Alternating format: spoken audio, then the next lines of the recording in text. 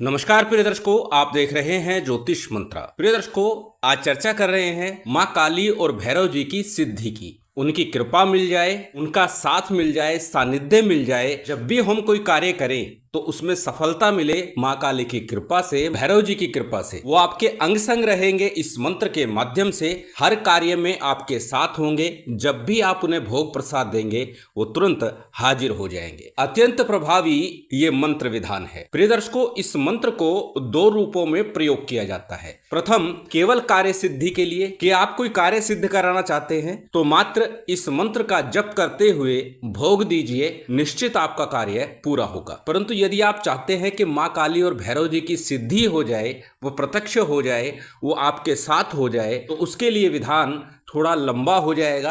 कार्य सिद्धि के लिए मात्र 7 दिन का विधान होगा। शनिवार से आरंभ करेंगे, शुक्रवार तक चलेगा। शनिवार को भोग प्रसाद देके इसकी पूर्णता करेंगे। परंतु यदि हम भैरव जी और माँ काली की सिद्धि चाहते हैं तो उसके लिए विधान 21 दिवस कम से कम होगा। तो अब कैसे करना है, किस प्रकार करना है, किस विधि से करना है, किस सामग्री के साथ करना है, यही सब चर्चा आज के इस वीडियो में है। प्रिय दर्शकों, अनेक बार चर्चा करते हुए बोल चुका हूं, इस कलिकाल में इस शक्तियां साक्षात है, प्रकट है। माँ काली, हनुमान जी, भैरव जी, माँ बगलामुखी, ये अपना तुरंत प्रभाव दिखाती है। जो भी इनकी साधना करते हैं उन्हें तुरंत इनका प्रभाव दृष्टिगोचर होने लगता है। जरूरत होती है एकाग्रता की, पूर्ण समर्पण की। पूर्ण एकाग्रता के साथ मां के चरणों में अनुनय विनय प्रार्थना करते हुए, ध्यान लगाते हुए जब मंत्रों का जप किया जाता है तो ऐसा हो नहीं सकता कि इन देवी देवताओं की कृपा ना मिले, सिद्धि ना मिले।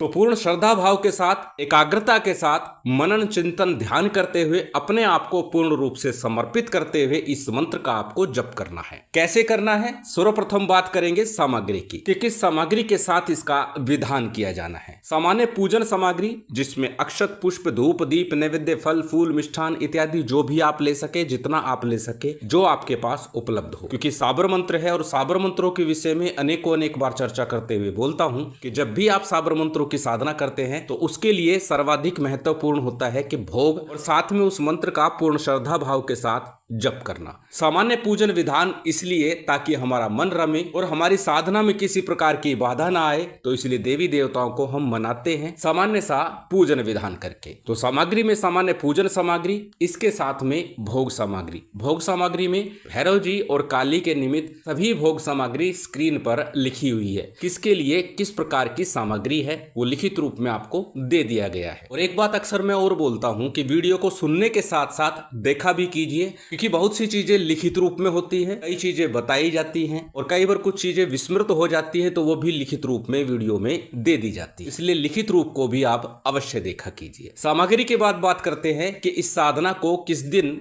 कब और किस समय आरंभ करना है। प्रिय दर्शकों, भैरव काली की साधना के लिए सर्वोत्तम होता है शनिवार का दिन, तो इसी दिन से आपको ये साधना आरंभ करनी है। परंतु इस बात का ध्यान रखिएगा, जिस दिन भी साधना आरंभ कर रहे हैं उस दिन सिद्धि योग हो तो आपको सफलता निश्चित और शीघ्र मिलेगी। साधना का समय संध्या काल, सूर्यास्त के बाद का रहेगा। जैसे ही सूर्यास्त होता है उसके बाद आप कभी भी इस साधना को कर सकते हैं, रात्रि 2 बजे से पहले पहले। कि अनेक बार बोलता हूं कि 10 बजे से लेके 2 बजे तक का समय रात्रि का यह महानिशा काल है। तंत्र साधना के लिए, मंत्र साधना के लिए अत्यंत श्रेष्ठ माना जाता है। परंतु काली भैरव की यह साधना सूर्यास्त के बाद कभी भी आरंभ की जा सकती है। लगभग 7 बजे से लेकर के आप 2 बजे के मध्य में कभी भी इस साधना को आरंभ कर सकते हैं। जैसे मैंने आरंभ में ही कहा कि यदि कार्य सिद्धि के लिए प्रयासरत है, कोई कार्य बन नहीं रहा, मनोकामना ऐसी है जो कामना पूरी नहीं हो पा रही, तो उसके लिए मात्र 7 दिन का विधान करना है। परंतु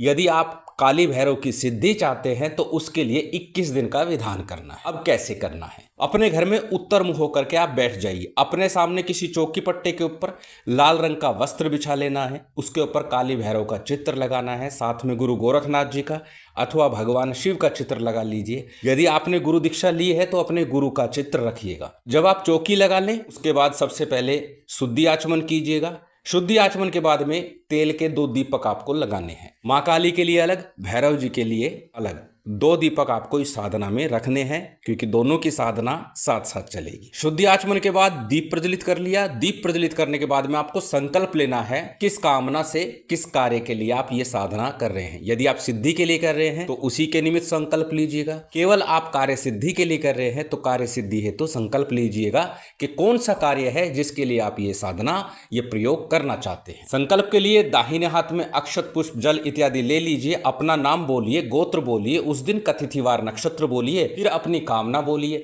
कि किस कार्य के लिए है। और संकल्प के उपरांत में संकल्प के लिए लिया गया अक्षत, पुष्प, जल इत्यादि किसी थाली प्लेट में अथवा दीपक के मध्य में छोड़ दीजिए। मां काली और भैरव के लिए 2 दीपक लगाए हैं, उन दोनों दीपक के मध्य में आपको संकल्प के लिए लिया गया अक्षत, पुष्प, जल छोड़ देना है। संकल्प के उपरांत सबसे पहले गणपति का, गुरु का, कुलदेव, पितृदेव, स्थान देव, इन पंचदेवों का सामान्य सा पूजन विधान जो सामग्री आपके पास है उससे कर लीजिए। सामान्य पूजन विधान पंचदेवों का आपने संपन्न किया। तत्पश्चात आपको भगवान शिव का, मां भगवती शक्ति का पूजन करना है, साथ ही भैरव जी का पूजन भी अवश्य ही करना है। पंचदेवों के पूजन के बाद में आदिशक्ति मां काली का भगवान शिव के साथ पूजन कीजिए, साथ ही भैरव जी का पूजन संपन्न कर लीजिए। काली भैरव का पूजन संपन्न हो गया, जो सामग्री है उसके साथ आपको पूजन करना है। बात आती है भोग सामग्री की। जो भोग सामग्री है दोनों को अलग अलग दोने में रख लीजिए। मां काली के लिए जो भोग है वो मां काली की साइड में, भैरव जी के लिए भोग है वो भैरव जी की साइड में रख लीजिए। दोनों तरफ भोग रख लिया। इसके बाद सबसे पहले गणपति और गुरु मंत्र का आपको यथाशक्ति जप करना है। 11-11 बार करें अथवा 21 बार करें या फिर एक माला करें। श्रेष्ठ होगा गुरु मंत्र का जप 1 माला का ही करें। 11 बार गणपति मंत्र, 1 माला गुरु मंत्र, और उसके बाद में 1 ही माला आज का जो मूल मंत्र है इसका आपको जप करना है। गणपति मंत्र के रूप में ओम गंग गणपते नमः, ओम गणेशाय नमः, ओम वक्रतुंडाय नमः, ओम विघ्नेश्वराय नमः, कोई भी एक मंत्र गणपति जी का जप सकते हैं 11 बार, 21 बार अथवा 108 बार। बात यदि करें गुरु मंत्र की, यदि गुरु दीक्षा ली है तो अपने गुरु मंत्र का जप कीजिएगा, अन्यथा भगवान शिव को ही हाजिर नाजिर मान करके उनके पंचाक्षरी मंत्र ओम नमः शिवाय का, या गुरु गोरखनाथ जी को गुरु मान करके ओम गुरु गोरक्षनाथाय नमः या ओम शिव गोरक्षनाथाय नमः मंत्र का जप कर लीजिएगा। गणपति गुरु मंत्र का जप पूर्ण हुआ, उसके बाद आज का जो मूल मंत्र है इसका आपको जप करना है। प्रिय दर्शकों, बार बार एक बात बोलता हूं कि जब भी आप कोई साधना करें पहले मंत्र को अच्छे से कंठस्थ कर ले। साधना काल में मंत्र का भूलना, मंत्र में त्रुटि होना आपकी साधना को भंग कर देता है। इसलिए बार बार बोलता हूं कि पहले मंत्र को अच्छे से याद कर लीजिएगा, ताकि जब आप साधना कर रहे हो मंत्र पूरी तरह कंठस्थ हो जाए, आपके मन में, मस्तिष्क में एकाकार हो जाए और आपका मंत्र जाप पूर्ण रूप से सफल हो जाए। मंत्र अत्यंत सरल साबर मंत्र आपकी स्क्रीन पर है। स्क्रीनशॉट ले सकते हैं, किसी कॉपी नोटबुक में नोट कर सकते हैं। मंत्र को एक बार बोल करके बता देता हूं। मंत्र इस प्रकार है।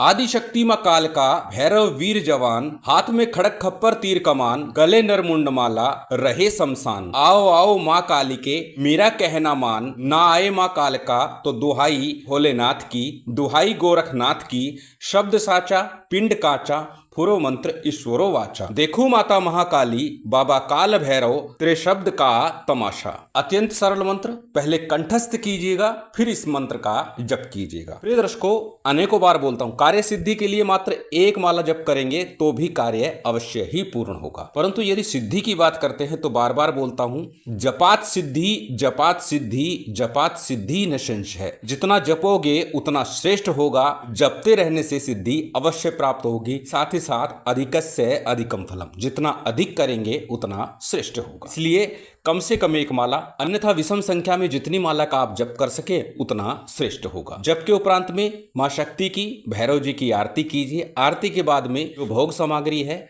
उसका अग्नि पर आपको भोग लगाना है। ऊपले की अग्नि लेनी है, गाय के गोबर के ऊपले हों उनकी अग्नि ले लीजिएगा। उनके ऊपर मां काली और भैरव का आह्वान कीजिएगा और जो भोग सामग्री है उसमें से थोड़ा थोड़ा लेकर के भोग अर्पित कीजिएगा। जब आप सिद्धि के लिए साधना कर रहे हैं तो प्रत्येक शनिवार को जो भोग सामग्री मैंने लिखी है वो प्रत्येक शनिवार को अवश्य देनी है, परंतु अन्य दिनों में लौंग, इलायची, बताशे का भोग देना है। कार्य सिद्धि की बात कर रहे हैं तो 7 दिन लगातार इस भोग को देना है। 8वें दिन शनिवार को इस साधना को पूर्ण कर देना है। पुनः याद दिला दूं, पूर्ण विधि विधान लिखित रूप में भी दिया जाता है, इसलिए लिखित रूप को भी आप अवश्य देख लीजिएगा। अत्यंत सरल विधान, अत्यंत सरल ये साधना है और निश्चित मानिएगा इस मंत्र के द्वारा मां भगवती शक्ति और भैरव जी की विशेष कृपा के साथ साथ उनके दर्शनों का लाभ भी मिलता है, उनकी विशेष कृपा मिलती है और साथ ही साथ उनकी सिद्धि भी प्राप्त हो जाती है। अत्यंत प्रभावी मंत्र है, करके लाभ अवश्य उठाइए। शिव शक्ति की विशेष कृपा आप सभी को प्राप्त हो, यही कामना है। उम्मीद करता हूं आज की ये जानकारी, ये वीडियो आपको अच्छी लगी होगी। यदि अच्छी लगी हो तो कृपया लाइक कीजिएगा, शेयर कीजिएगा। यदि चैनल पर नए हैं तो सब्सक्राइब कर बेल आइकन बटन दबा दीजिएगा। जय माता दी, जय श्री राम।